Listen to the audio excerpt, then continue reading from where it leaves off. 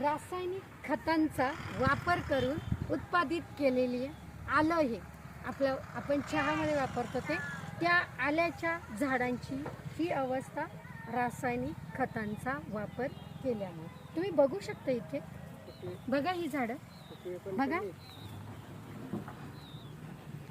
इथे सगळीकडेच ही अवस्था आहे। 1 आणि 2 अशा झाडांची ही अवस्था नाही।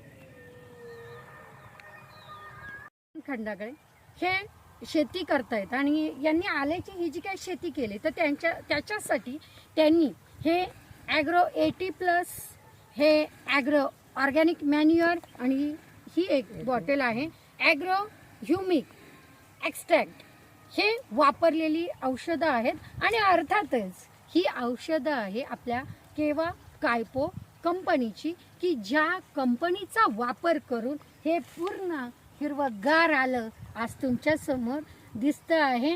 आणि श्रीकांत खंडागळे सर किती खुश आहेत हे आपलं सगळं हिरवगार आलं बघून। अर्थातच शेतकरी आहेत आणि ह्या शेतकऱ्यांनी याच्यासाठी घाम गाळलेला आहे, पण हा घाम गाळताना त्यांनी योग्य रीतीने योग्य औषधांचा म्हणजेच केवा कायपो ही जी कंपनी आहे या कंपनीच्या औषधांचा ह्या आल्याच्या शेतीसाठी ह्या आल्याच्या शेतामध्ये हे जी काही त्या आल्याची प्रत आहे ती सुधारण्यासाठी वापर केलेला आहे। तेव्हा तुम्हाला देखील विनंती आहे, तुम्ही देखील ह्या केवा कायपो कंपनीचे जे काही प्रॉडक्ट्स आहेत ते घेऊन बघा आणि आपल्या शेतीमध्ये त्याचा वापर करून बघा।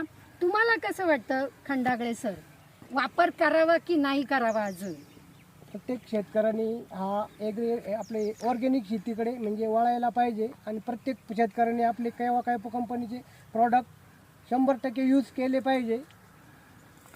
त्यांचं असं म्हणणं आहे की केवा कायपो कंपनीचा ही जी काही प्रॉडक्ट्स आहेत ते प्रॉडक्ट्स तुम्ही एकदा वापरून बघा आणि वापरून तर वापरालच आणि तुम्ही नंतर ह्या प्रॉडक्ट्ससाठी वाहवा देखील कराल, कारण ज्यावेळेस आपल्या शेतामध्ये सोनं पिकतं ना त्यावेळेस आपण त्या कंपनीची देखील वाहवा करणार आहे। तर बघाच, एकदा वापरूनच बघा केवा कायपो कंपनीचे हे ऑर्गॅनिक प्रॉडक्ट्स।